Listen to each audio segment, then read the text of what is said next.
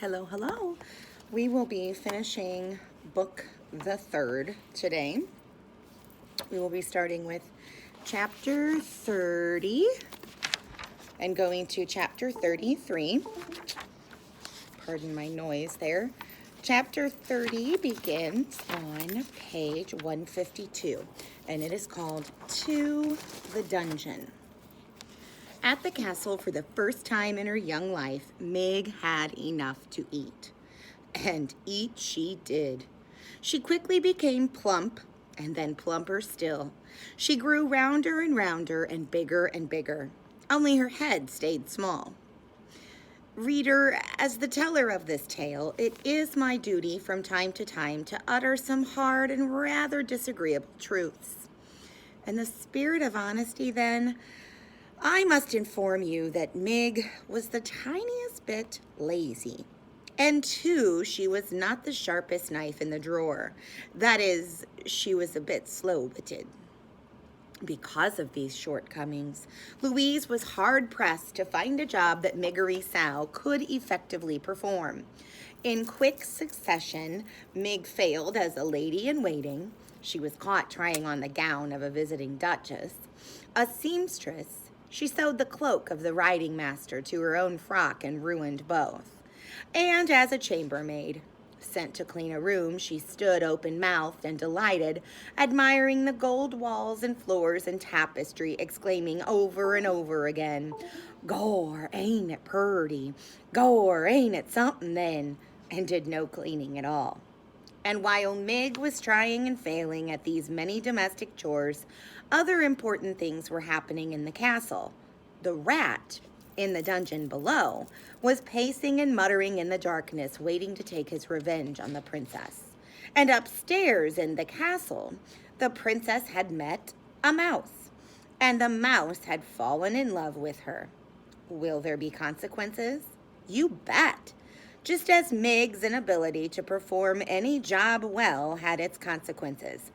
For finally, as a last resort, Louise sent Meg to the kitchen, where Cook had a reputation for dealing effectively with difficult help.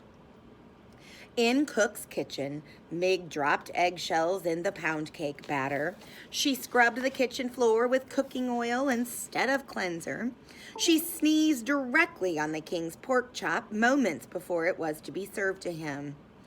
"Of all the good-for-nothings I have encountered," shouted Cook, "surely you are the worst, the most cauliflower-eared, the good-for-nothingest. There's only one place left for you. The dungeon." "Ah," said Meg, cupping a hand around her ear. "You are being sent to the dungeon.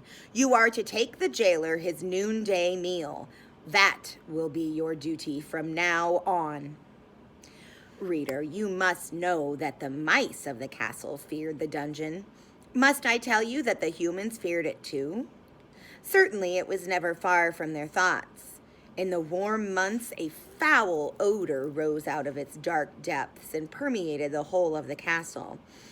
And in the still, cold nights of winter, terrible howls issued from the dark place, as if the castle itself were weeping and moaning. "It's only the wind," the people of the castle assured each other. "Nothing but the wind." Many a serving girl had been sent to the dungeon bearing the jailer's meal, only to return, white-faced and weeping, hands trembling, teeth chattering, insisting that they would never go back. And worse, there were whispered stories of those servant girls who had been given the job of feeding the jailer, who had gone down the stairs and into the dungeon, and who had never been seen or heard from again. Do you believe that this will be Meg's fate? Gor, I hope not. What kind of a story would this be without Meg? "Listen, you cauliflower-eared fool," shouted Cook. "This is what you do. You take the tray of food down to the dungeon, and you wait for the old man to eat the food, and then you bring the tray back up. Do you think you can manage that?" "I reckon so," said Meg. "I take the old man the tray, and he eats what's on it, and then I bring the tray back up. Empty it would be then. I bring the empty tray back up from the deep downs." "That's right," said Cook. "Seems simple, don't it? but I'm sure you'll find a way to bungle it." "Huh?" said Mig. "Nothing," said Cook. "Good luck to you. You'll be needing it." She watched as Mig descended the dungeon stairs. They were the very same stairs, reader, that the mouse Despereaux had been pushed down the day before. Unlike the mouse, however, Mig had a light. On the tray with the food, there was a single flickering candle to show her the way. She turned on the stairs and looked back at Cook and smiled. "Oh, that cauliflower-eared good-for-nothing fool," said Cook, shaking her head. "What's to become of someone who goes into the dungeon smiling, I ask you?" Reader, for the answer to Cook's question, you must read on. Chapter 31 is called A Song in the Dark. The terrible foul odor of the dungeon did not bother Mig. Perhaps that is because sometimes when Uncle was giving her a good clout to the ear, he missed his mark and delivered a good clout to Mig's nose instead. This happened often enough that it interrupted the proper workings of Mig's olfactory senses, and so it was that the overwhelming stench of despair and hopelessness and evil was not at all discernible to her, and she went happily down the twisting and turning stairs. "Gor," she shouted, "it's dark, ain't it?" "Yes, it is, Mig," she answered herself. "But if I was a princess, I would be so glittery light-like there wouldn't be a place in the world that was dark to me." At this point, Miggery Sow broke into a little song that went something like this. "I ain't the Princess P, but someday I will be the P-ha-he. Someday I will be." Mig, as you can imagine, wasn't much of a singer, more of a bellower, really. But in her little song there was, to the rightly tuned ear, a certain kind of music. And as Mig went singing down the stairs of the dungeon, there appeared from the shadows a rat wrapped in a cloak of red and wearing a spoon on his head. "Yes, yes," whispered the rat. Excuse me. "A lovely song, just the song I have been waiting to hear." And Rescuro quietly fell in step beside Miggery Sow. At the bottom of the stairs, Mig shouted out into the darkness, "Gor, it's me, Miggery Sow. Most calls me Mig. Delivering your food. Come and get it, Mr. Deep Downs." There was no response. The dungeon was quiet, but it was not quiet in a good way. It was quiet in an ominous way. It was quiet in the way of small, frightening sounds. There was the snail-like slither of water oozing down the walls, and from around a darkened corner, there came the low moan of someone in pain. And then, too, there was the noise of the rats going about their business, their sharp nails hitting the stones of the dungeon, and their long tails dragging behind them through the blood and muck. Reader, if you were standing in the dungeon, you would certainly hear all of these disturbing and ominous sounds. If I were standing in the dungeon, I would hear these sounds. If we were standing in the dungeon, we would hear these sounds, and we would be very frightened. We would cling to each other in fear. But what did Miggery Sow hear? That's right, absolutely nothing. And so she was not afraid at all, not in the least. She held the tray up higher, and the candle shed its weak light on the towering pile of spoons and bowls and kettles. "Gor," said Mig, "look at them things. I ain't never imagined there could be so many spoons in the whole wide world." "There is more to this world than anyone could imagine," said a booming voice from the darkness. "True, true," whispered Rescuro. "The old jailer speaks true." "Gor," said Mig. "Who said that?" And she turned in the direction of the jailer's voice. Chapter 32 is called Beware the Rats. The candlelight on Mig's tray revealed Gregory limping toward her, the thick rope tied around his ankle, his hands outstretched. "You, Gregory presumes, have brought food for the jailer." "Gor," said Mig. She took a step backward. "Give it here," said Gregory. and he took the tray from Mig and sat down on an overturned kettle that had rolled free from the tower. He balanced the tray on his knees and stared at the covered plate. Gregory assumes that today, again, there is no soup. Huh? Said Mig. Soup, shouted Gregory. Illegal, shouted Mig. Most foolish, muttered Gregory as he lifted the cover off the plate. Too foolish to be born, a world without soup. He picked up a drumstick and put the whole of it in his mouth and chewed and swallowed. Here, said Mig, staring hard at him. You forgot the bones. Not forgotten, chewed. Gore, said Mig, staring at Gregory with respect. You eats the bones? You are most ferocious. Gregory ate another piece of chicken, a wing, bones and all, and then another. Mig watched him admiringly.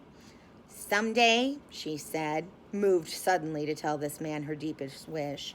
Someday I wish to be princess. At this pronouncement, Chiaroscuro, who was still at Mig's side, did a small, deliberate jig of joy. In the light of the one candle, his dancing shadow was large and fearsome indeed. Gregory sees you, Gregory said to the rat's shadow. Riscuro ceased his dance. He moved to hide beneath Mig's skirts. Huh? Shouted Mig. What's that? Nothing, said Gregory. So you aim to be a princess. Well, everyone has a foolish dream. Gregory, for instance, dreams of a world where soup is legal. And that rat, Gregory is sure, has some foolish dream too. If only you knew, whispered Riscuro.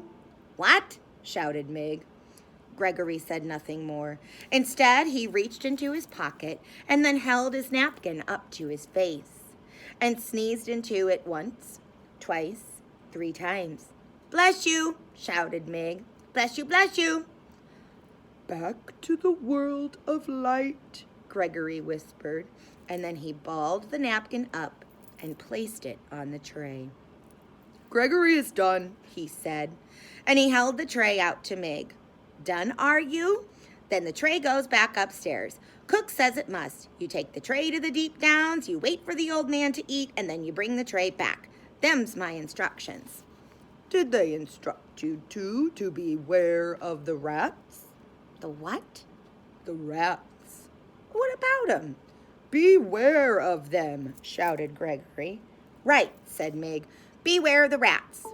Riscuro, hidden beneath Mig's skirts, rubbed his front paws together. Warn her all you like, old man, he whispered.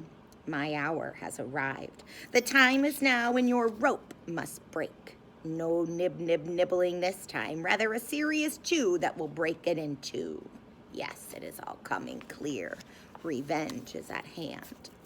Our last chapter is chapter 33, A Rat Who Knows Her Name. Mig had climbed the dungeon stairs and was preparing to open the door to the kitchen when the rat spoke to her. May I detain you for a moment? Mig looked to her left and then to her right. Down here, said Riscuro. Mig looked at the floor. Gore, she said, but you're a rat, ain't you? And didn't the old man just warn me of such? Beware the rats, he said. She held the tray up higher so that the light from the candle shone directly on Riscuro, and the golden spoon on his head, and the blood-red cloak around his neck. There is no need to panic, none at all, said Riscuro. As he talked, he reached behind his back, and using the handle, he raised the soup spoon off of his head, much in the manner of a man lifting his hat to a lady. Gore, said Mig, a rat with manners. Yes, said Riscuro. How do you do? My papa had him some cloth just much like yours, Mr. Rat, said Mig. Red like that. He traded me for it. Ha ha, said Riscuro, and he smiled a large, knowing smile. Ah, did he really? That is a terrible story, a tragic story. Reader, if you will pardon me, we must pause for a moment to consider a great and unusual thing, a portentous thing. That great, unusual, portentous thing is this. Riscuro's voice was pitched perfectly to make its way through the tortuous path of Mig's broken down cauliflower ears. That is to say, dear reader, Miggery Sow heard, perfect and true, every single word the rat Risquiro uttered. You have known your share of tragedy, said Risquiro to Mig. Perhaps it is time for you to make the acquaintance of triumph and glory. Triumph, said Mig. Glory? Allow me to introduce myself, said Risquiro. I am Chia Risquiro.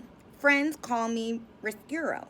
And your name is Miggery Sow, and it is true, is it not, that most people call you simply Mig? Ain't that the thing, shouted Mig. A rat who knows my name.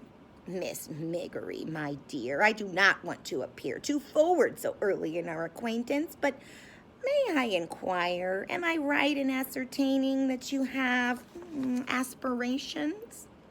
What do you mean, aspirations? Shouted Mig. Oh, Miss Miggery, there is no need to shout, none at all. As you can hear me, so I can hear you. We two are perfectly suited, each to the other. Risquiro smiled again, displaying a mouthful of sharp yellow teeth. Aspirations, my dear, are those things that would make a serving girl wish to be a princess. Gore, agreed Meg. A princess is exactly what I want to be.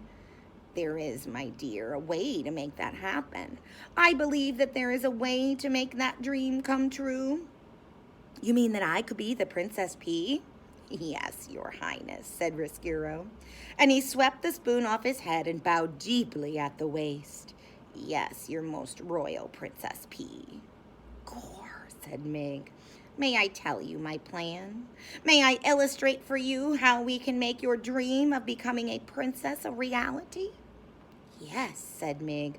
Yes. It begins, said Risquiro, with yours truly and the chewing of a rope. Mig held the tray with the one small candle burning bright, and she listened as the rat went on, speaking directly to the wish in her heart. So passionately did Risquiro speak, and so intently did the serving girl listen, that neither noticed as the napkin on the tray moved. Nor did they hear the small mouse-like noises of disbelief and outrage that issued from the napkin as Risquiro went on unfolding, step by step, his diabolical plan to bring the princess to darkness. And that is end of the third book. You have to be asking yourself who or what is making that napkin move, and hopefully you have realized that that is our little mouse friend Despereaux.